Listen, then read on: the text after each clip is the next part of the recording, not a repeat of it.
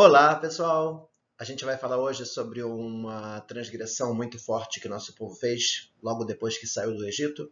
Apesar de todos os milagres e maravilhas que eles viram, acabaram fazendo um bezerro de ouro. E vamos entender agora qual é o motivo, por que eles fizeram isso, o que a gente pode aprender de importante dessa história. Eu acho que são lições muito importantes para nossas vidas. Começando com a história, o que aconteceu após a saída do Egito, as 10 pragas, e escutarmos a voz de Deus. Moshe avisou ao povo que ele vai subir no Monte Sinai para buscar a Torá, e vai demorar 40 dias.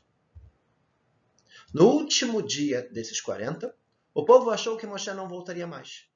Então construíram um bezerro e declararam que ele era o Deus que os tirou do Egito. Já é uma coisa muito estranha, por que eles erraram o último dia?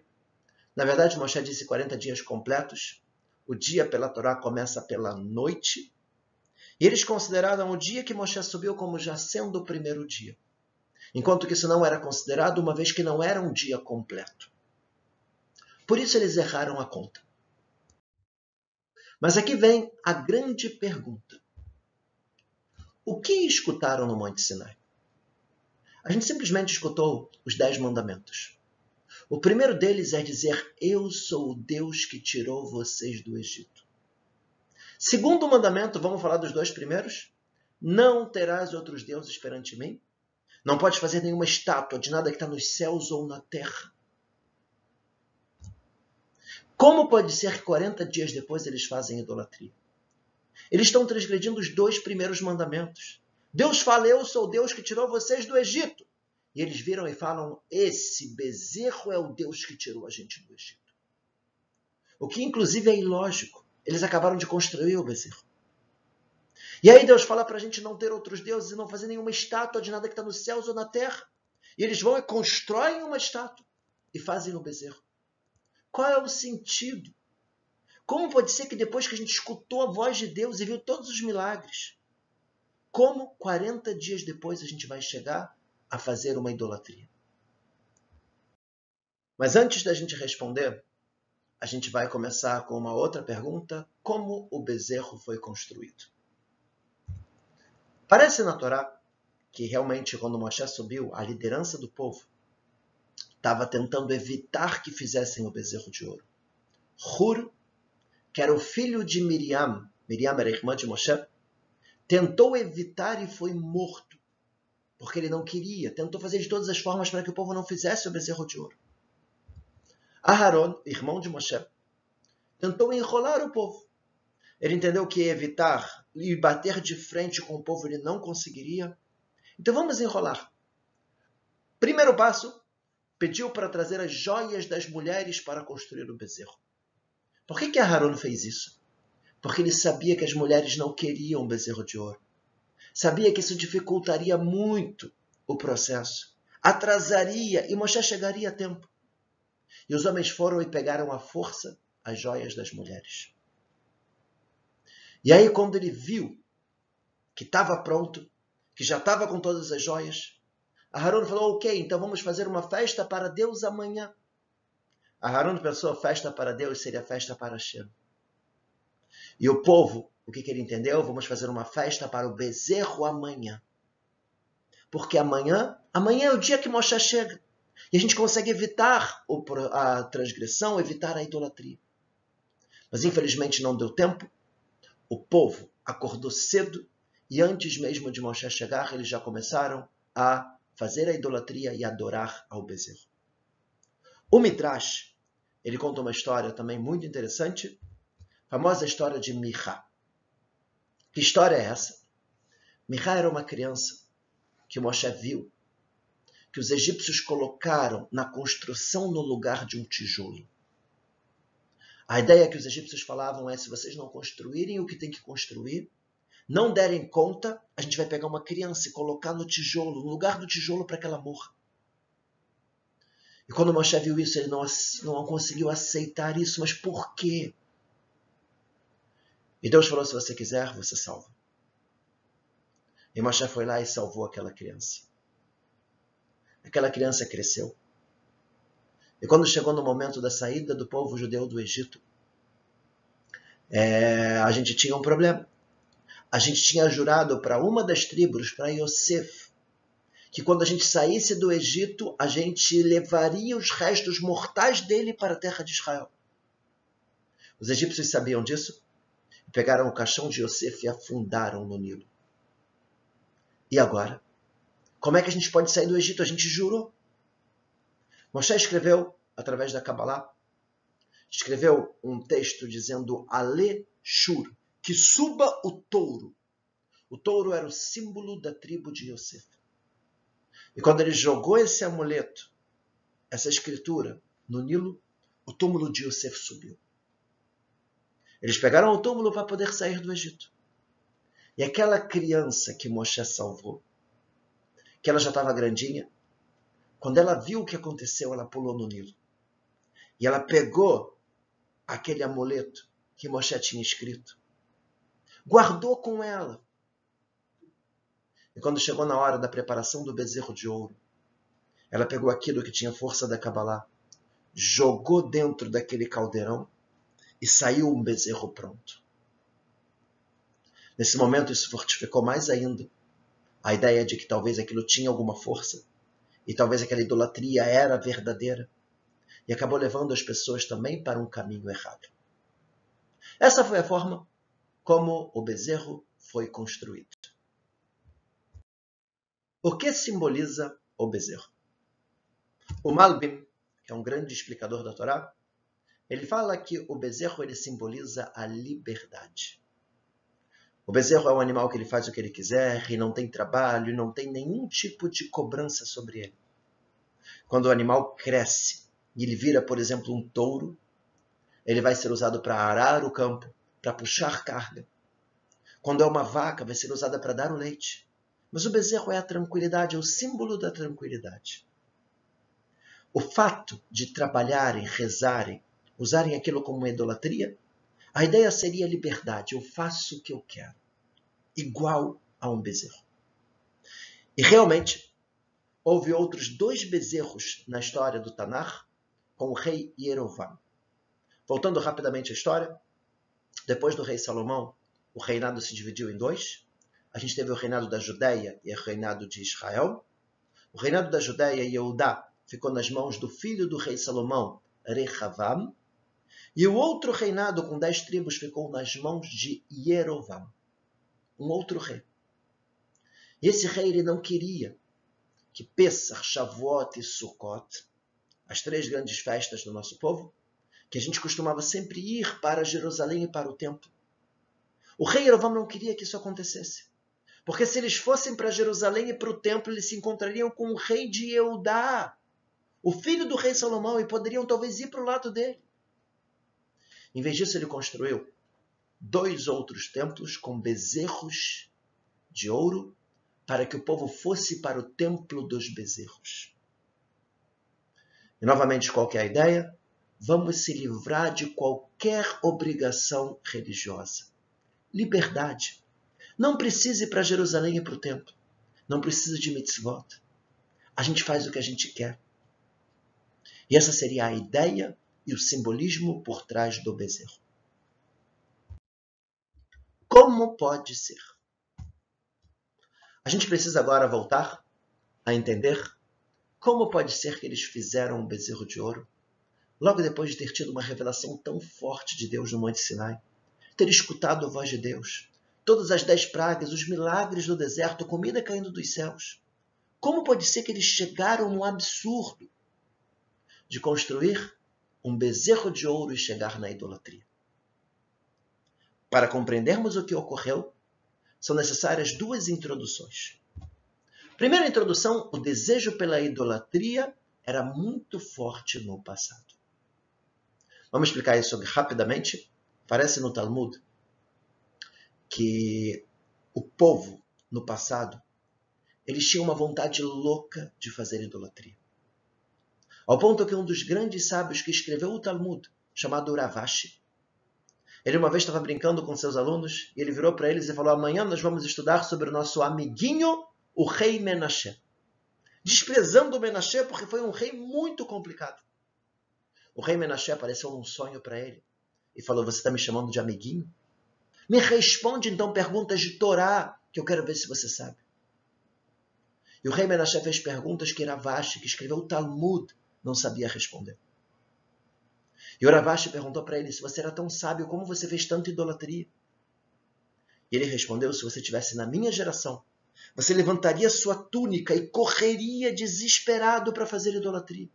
Você não sabe o desejo e a vontade que a gente tinha nos nossos corações. E por isso, na Torá, aparece diversas vezes a proibição da idolatria. Mas por que no passado era tão forte e hoje não é?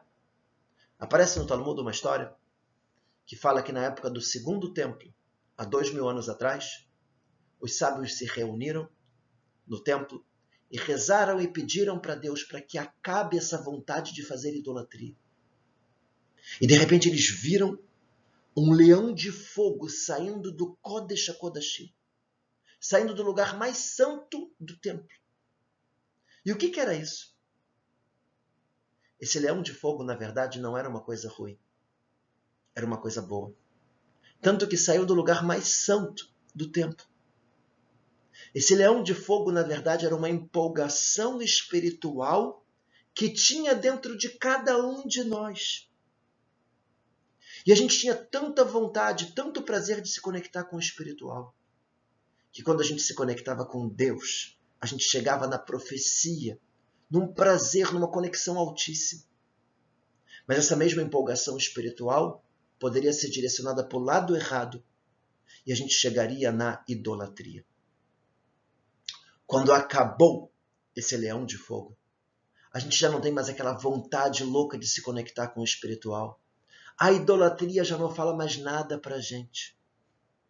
Por outro lado, rezar para Deus também perdeu a intensidade. E às vezes a gente vê pessoas rezando da boca para fora, simplesmente mexendo a boca sem o coração e sem a intensidade. Esfriou o nosso lado espiritual.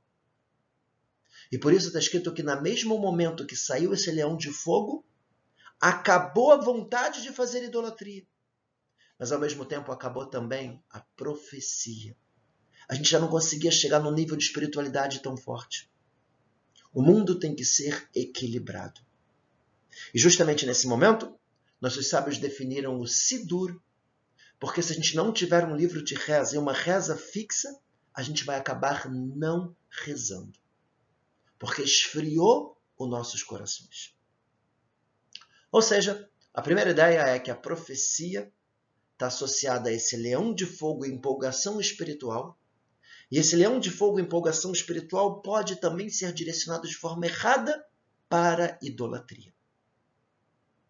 E agora vamos para a segunda introdução. A ligação entre a alma de Moshe e de todo o povo. O que acontece? Existe pela Kabbalah uma ideia muito forte da conexão entre as almas. É muito comum, eu estou pensando em alguém e aquela pessoa me telefona. Eu estou pensando numa música, a pessoa começa a cantar aquela música. Pressentimento que os pais têm com os filhos. Quanto maior a conexão que tem entre as almas, maior é o sentimento que as pessoas têm. Quando acontece uma coisa com alguém que está muito conectado a mim, eu sinto alguma coisa. E muitas vezes eu não consigo identificar. O que acontece? Moshe estava conectado com o povo judeu inteiro. Uma coisa que acontece com Moshe influencia todo o povo judeu. E Moshe, quando ele subiu do Har Sinai para receber a Torá, ele estava recebendo profecia. Estava conectado com Hashem. E tinha 40 dias para aprender toda a Torá, missão impossível. Quando chegou no último dia, Deus virou para Moshe e falou: Moshe, agora você já fez a sua parte. Para. Agora você vai chegar no maior nível de profecia possível. Eu vou colocar toda a Torá na sua cabeça. Nesse momento que Moshe chegou no maior nível de profecia possível, ele chegou no maior leão de fogo possível, maior empolgação espiritual possível. E uma vez que ele está conectado com todo o povo judeu, nesse mesmo momento todo o povo começou a ter essa empolgação espiritual. E eles precisavam um leão de fogo muito forte, que precisava direcionar para alguma coisa. E como eles vão direcionar, Moshe não está presente. Eles acabam direcionando para o lado errado. Se fosse um pouco antes, um dia antes ou um dia depois, eles nunca chegariam a fazer um bezerro de ouro. Mas a empolgação espiritual, o leão de fogo estava tão forte dentro deles. E Moshe não estava presente, que acabaram direcionando para o lado errado. Mas por que um bezerro? O Midrash Tanhuma, um dos livros da Torá oral, fala uma ideia muito forte. Fala que o povo viu o trono de Hashem. A gente tem que entender, é claro que isso é uma metáfora, mas eles viram o trono de Deus. E fizeram a imagem do touro que fica à esquerda do trono de Deus, fazendo o bezerro que seria o filho do touro. Ou seja, de onde eles tiraram essa ideia de um bezerro ou de um touro, do que eles viram do trono divino. Que é isso? Embaixo do trono de Deus tem animais? É claro que isso tudo é metafórico. Deus não tem um trono. Mas vamos entender um pouco o que eles viram e o que é de verdade esse trono de Deus. É claro que não é uma cadeira em cima das nuvens ou algo assim. São coisas espirituais e é isso que a gente vai tentar explicar agora. No livro de Yehezkel, um dos livros do Tanakh, está escrito que embaixo do trono de Deus existem 4 faces: do homem, o leão, o touro e a águia. É claro que tudo isso é extremamente metafórico e a gente vai explicar um pouquinho alguns desses nomes, o que significa. Isso no livro de Yehezkel, capítulo 1. No livro de Yehezkel, capítulo 10, aparecem também essas 4 faces, mas com uma pequena modificação. O homem, o leão, o anjo e a águia. Que é isso? O trono de Deus significa a forma como Deus age no mundo. O Malbim ele pergunta o que significa o touro e o anjo, que foram justamente os elementos que mudaram de uma profecia para outra profecia. E a resposta dele é muito interessante. O touro significa a natureza. A forma como Deus age no mundo de acordo com as leis da natureza. Sustenta a natureza e faz com que o mundo continue como a gente conhece. O anjo simboliza a forma como Deus se comporta conosco, acima da lei da natureza, de acordo com as nossas atitudes. Conforme a gente faz o bem, a gente altera as coisas no plano espiritual e faz com que aquilo volte para nós também de forma diferente. É acima das leis da natureza. Às vezes Deus age no mundo como um touro, às vezes age no mundo de acordo com a natureza, e às vezes ele quebra a lei da natureza de acordo com nossas atitudes, como um anjo. Cada atitude, cada coisa boa que a gente faz, a gente cria um anjo. O anjo sobe para o plano espiritual e muda coisas no plano espiritual. Automaticamente, quando desce para o mundo, desce de forma diferente. Essa é a diferença que tem entre os 2 itens que mudaram na profecia de Yehezkel. Mas como eles viram o trono de Deus no Monte Sinai? Na Torá aparece Sefer Shemot, os anciãos viram o Deus de Israel. E embaixo de seus pés, viram algo como uma pedra safira e algo como a essência do céu em sua pureza. O que é isso? O que é os pés de Deus, pedra safira, essência do céu? Do que está falando aqui? O que eles viram exatamente? E continua. E para os outros do povo de Israel, Deus não estendeu sua mão. O que é exatamente estender sua mão? E viram Deus, agora é escrito somente Deus e não Deus de Israel, qual a diferença? E comeram e beberam. O que tem a ver comer e beber aqui na história? Se a gente comparar com a profecia de Yehezkel, a gente precisa entender. Viram o touro ou viram o anjo? Viram a forma como Deus age na natureza ou acima da natureza comparado com as nossas atitudes? Então vamos subir para o primeiro versículo. E aos anciões, aos mais sábios do povo, as pessoas mais elevadas, eles viram o Deus de Israel. Embaixo de seus pés, a forma como Deus age no mundo.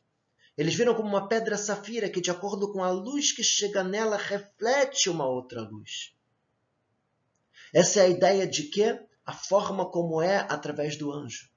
De acordo com como a gente age, a luz que vem da gente através das mitzvot vai refletir de uma forma diferente aqui no plano material. Isso é como o céu em sua pureza. Para os outros do povo de Israel, Deus não estendeu a sua mão, não mostrou a profecia de uma forma tão forte. E eles viram Deus, e não o Deus de Israel.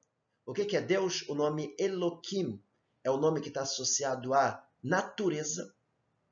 E eles comeram e beberam porque não conseguiram chegar num nível tão elevado, ao ponto de nem conseguir comer e beber.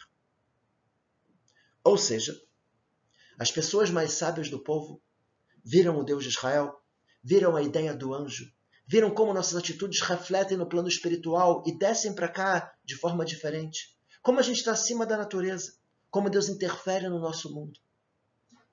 E as pessoas mais simples do povo, eles viram como o touro. Eles viram um Deus associado à natureza, como Deus rege o nosso mundo. Não chegaram numa profecia tão elevada. E foi isso que eles conseguiram enxergar.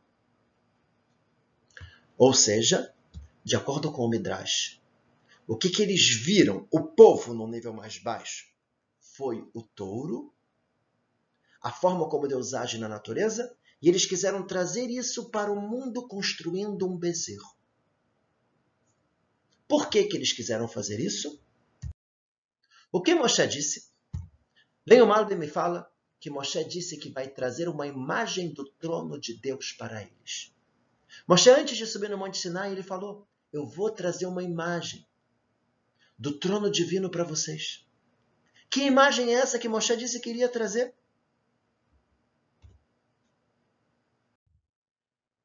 A imagem era justamente os anjos.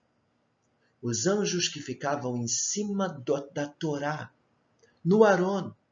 A Torá que a gente recebeu no Monte Sinai ficava dentro desse Aron. E os anjos ficavam por cima. E por que 2 anjos? Para mostrar como é que é o nosso contato com Deus. Aparece no Midrash, na Torá oral, que quando a gente estava bem, um anjo ficava virado para o outro.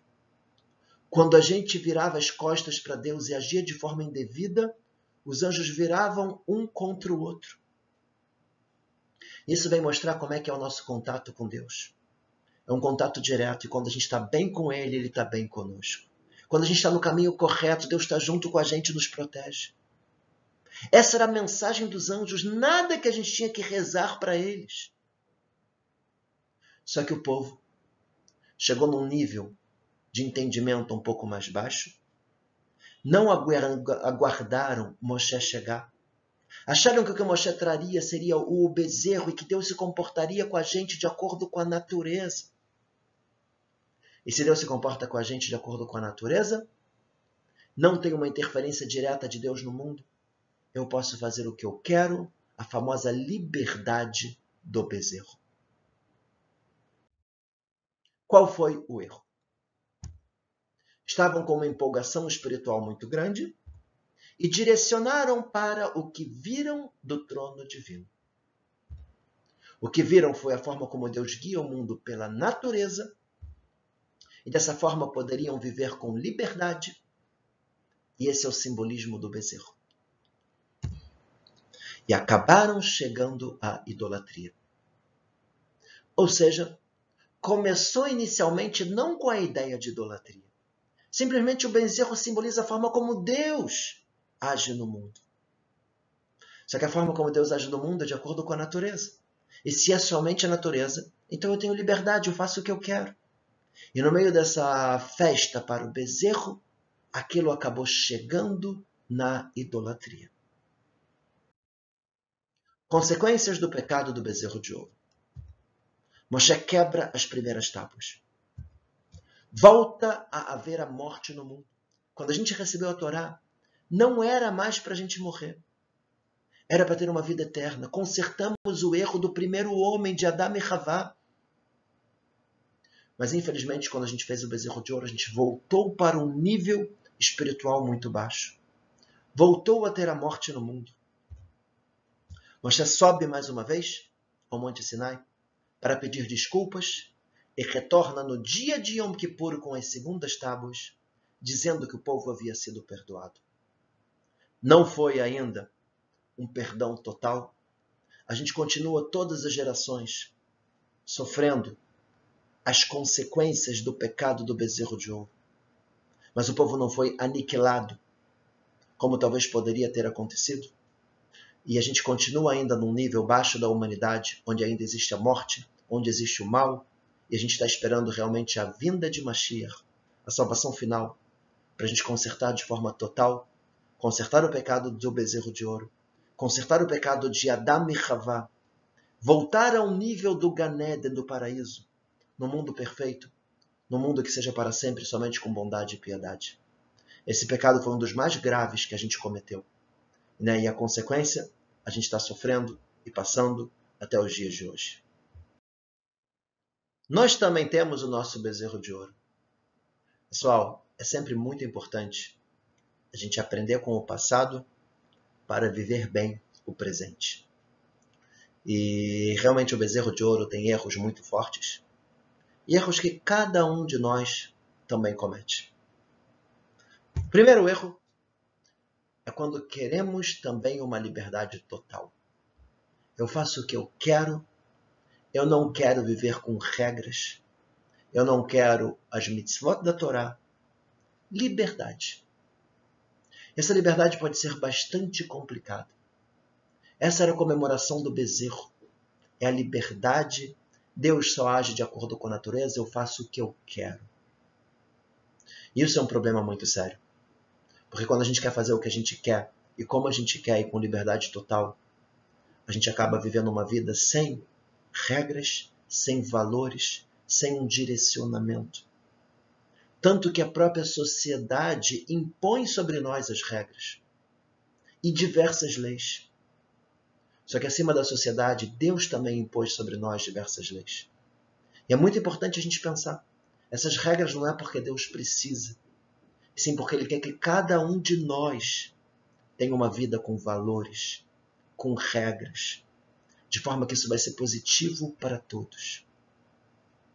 Segundo erro é quando queremos justificar as nossas atitudes.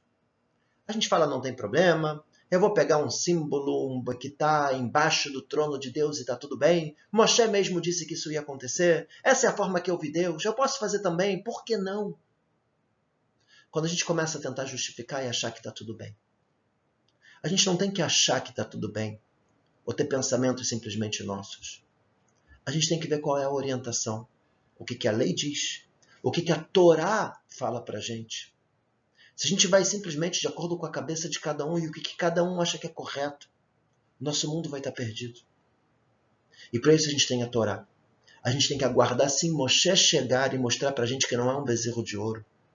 E sim são anjos que ficam em cima do Aron e que não é para rezar para eles. É simplesmente vem mostrar nossa conexão que nós temos com Deus. Mas a gente tem que ter a humildade de escutar qual é a verdade e não tirar as nossas próprias conclusões. Terceiro erro, quando não aguardamos e agimos por impulso. Isso acontece diversas vezes. A gente está numa geração onde as coisas começam a ter que ser tudo de forma imediata. E de repente, imagina só, esperava mais um dia. Moshe chegava. A gente chegaria no objetivo do mundo.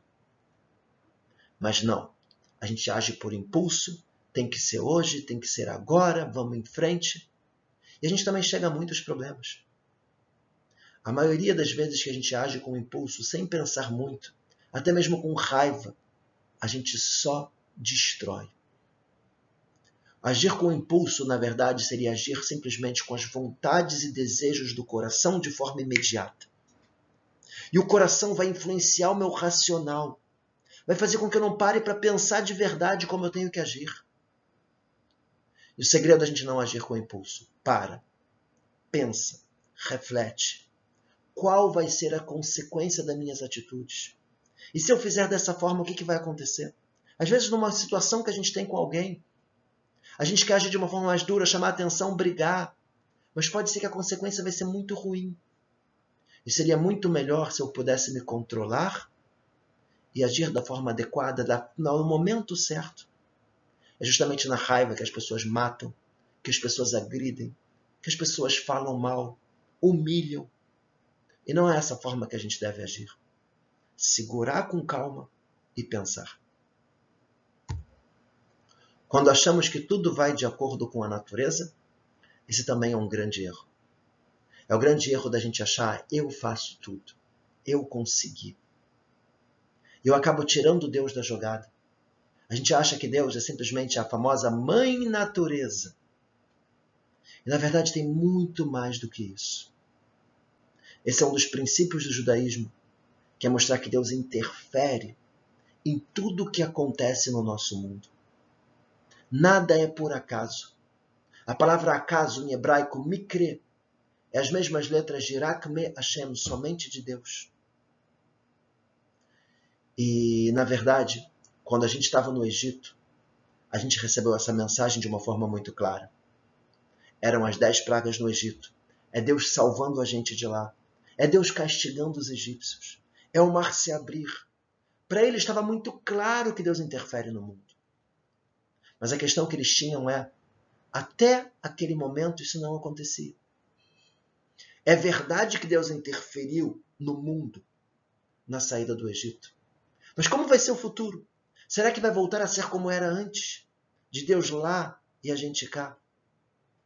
E Deus só simplesmente segurando as leis da natureza e toda a criação, mas sem interferir no que acontece com cada um de nós. No pensamento do povo, quando eles viram no Monte Sinai o bezerro, o touro, eles pensaram, é assim que Deus vai voltar a agir. E se Deus vai voltar a agir assim, eu faço o que eu quero. E a forma que Deus queria mostrar para a gente é que não é dessa forma. Ele age conosco como os anjos. Da mesma forma que a gente age, aquilo vai voltar para a gente. Deus está de verdade conosco em tudo o que acontece. Uma supervisão divina e individual. E é verdade que nas nossas vidas muitas vezes a gente não percebe. E parece que tudo é a natureza. E parece que tudo é o que estou fazendo. Mas na verdade, quando a gente olha para trás e começa a ver as coisas que aconteceram nas nossas vidas, de repente a gente percebe que não é por aí. Sim, Deus estava presente. E sim, Deus direcionou. E se não fosse aquilo, eu não teria isso. E olha que incrível que eu me atrasei para cá, porque senão eu passaria por aquela dificuldade. E assim 1 milhão de exemplos que a gente consegue tirar das nossas vidas. É uma intervenção divina oculta que acontece no mundo. Para finalizar, isso na verdade foi a última festa judaica que foi escrita no Tanar, que é a festa de Purim, onde não aparece nenhuma vez o nome de Deus. Por outro lado, toda a história de Purim vem mostrar como Deus está escondido por trás da história e direcionando os fatos. Isso é o que a gente chama de Esther, Megilat Esther. Esther poderia ser ocultação, mostrando que Deus está oculto, mas ele sempre está por trás de tudo. Para finalizar, para a gente vencer essa ideia do bezerro de ouro, a gente precisa realmente entender que Deus está com a gente. A vida não é simplesmente um oba-oba e simplesmente a natureza. Deus está conosco, o nosso contato com Ele é muito forte. O que Ele quer, com certeza, é o nosso bem. E a gente não pode ter uma vida simplesmente pensando em liberdade total. A gente precisa de valores, mitzvot, regras, que vão direcionar a nossa vida para uma vida com muito mais propósito, conteúdo e felicidade.